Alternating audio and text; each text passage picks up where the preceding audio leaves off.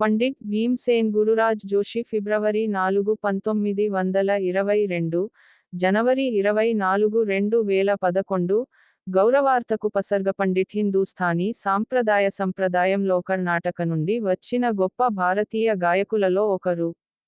అతను గానం యొక్క ఖయాల్ రూపానికి, అలాగే భక్తి సంగీతం, భజనలు మరియు అభంగ్స్ ప్రసిద్ధి చెందాడు.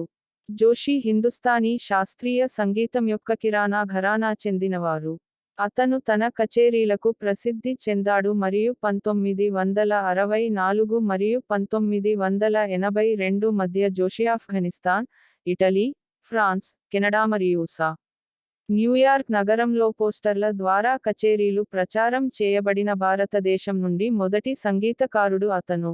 సవాయి గంధర్వకు నివాళిగా సవాయి గంధర్వ సంగీత ఉత్సవాన్ని నిర్వహించడంలో కీలక పాత్ర పోషించారు. 1998లో అతను సంగీత నాటక అకాడమీ ఫెలోషిప్ ను అందుకున్నాడు, ఇది సంగీత నాటక అకాడమీ, సంగీత, నృత్యం మరియు నాటకం కోసం భారతదేశ జాతీయ అకాడమీచే అందించబడిన అత్యున్నత గౌరవం. తదనంతరం, అతను 2009లో భారతదేశ అత్యున్నత పౌర పురస్కారమైన భారతరత్నను అందుకున్నాడు.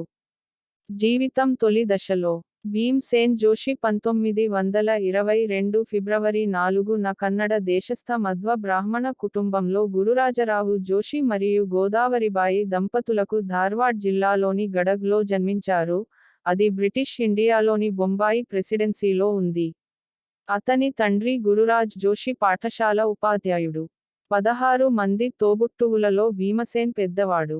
చిన్న వయసులోనే తల్లిని కోల్పోయాడు.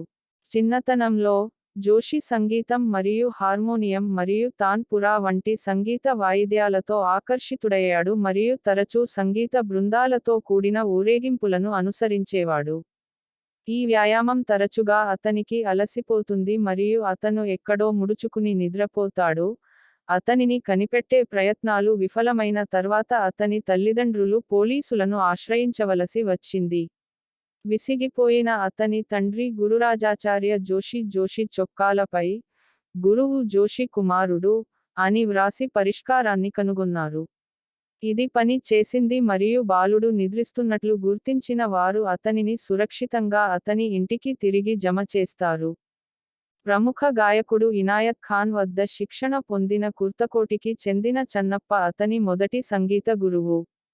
రాగాస్ భైరవ్ మరియు భీంపలాసి నేర్చుకున్న తర్వాత, ఇతర ఉపాధ్యాయులచే అధునాతన శిక్షణలతో పాటు అతను అభివృద్ధి చేసిన ఏకైక శక్తివంతమైన శైలి, చన్నప్ప నుండి అతను పొందిన ప్రాథమిక శిక్షణకు ఆపాదించబడింది.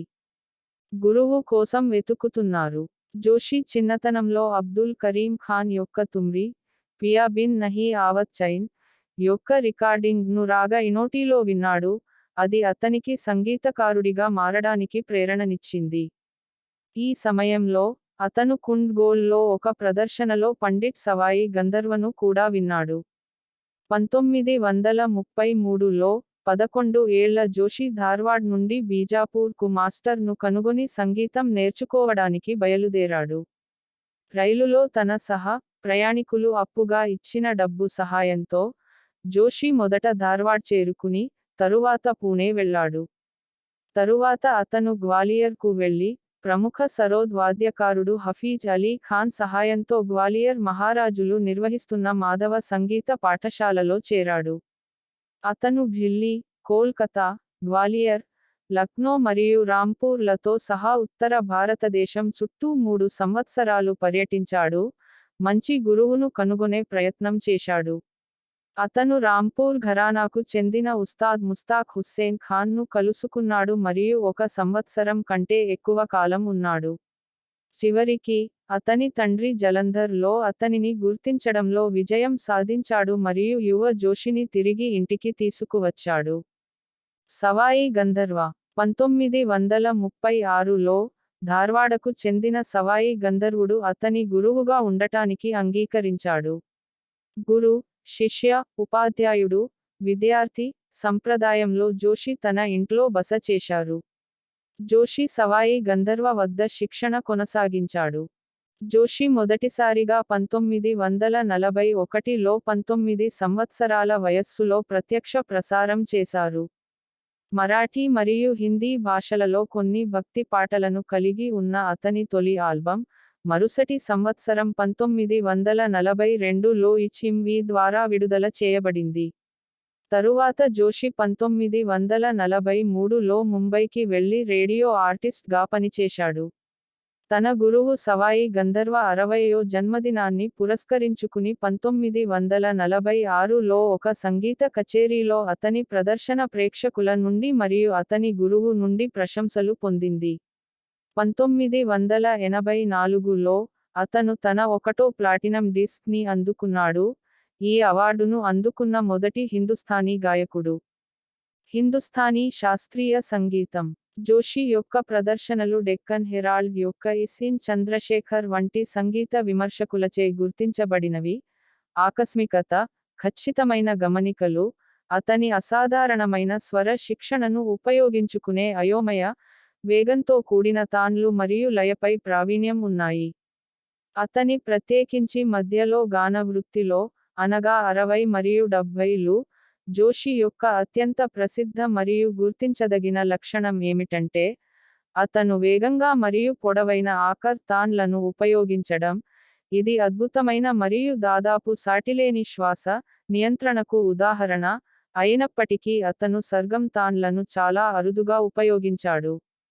ది హిందూ, అతనికి భారతరత్న పురస్కారం పొందిన తర్వాత వ్రాసిన ఒక వ్యాసంలో ఇలా చెప్పింది: భీమ్సేన్ జోషి ఎప్పుడూ సంచరించేవాడు, చర్చల ద్వారా కంటే అద్భుతమైన పదబంధాలను మరియు తాన్లను మరింత సహజంగా పుట్టించాడు.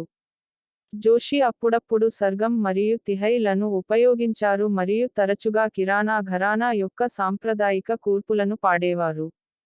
అతని సంగీతం తరచుగా ఆశ్చర్యకరమైన మరియు ఆకస్మిక పదబంధాలను చొప్పించింది, ఉదాహరణకు బోల్టాన్స్ యొక్క ఊహించని ఉపయోగం ద్వారా. సంవత్సరాలుగా, అతని కచేరీలు సాపేక్షంగా తక్కువ సంఖ్యలో సంక్లిష్టమైన మరియు తీవ్రమైన రాగాలకు అనుకూలంగా ఉంటాయి.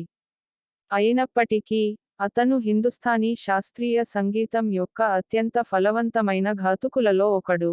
జోషి యొక్క కొన్ని ప్రసిద్ధ రాగాలలో శుద్ధ కళ్యాణ్, మియాన్ కి తోడి, పూరియా ధనశ్రీ, ముల్తాన్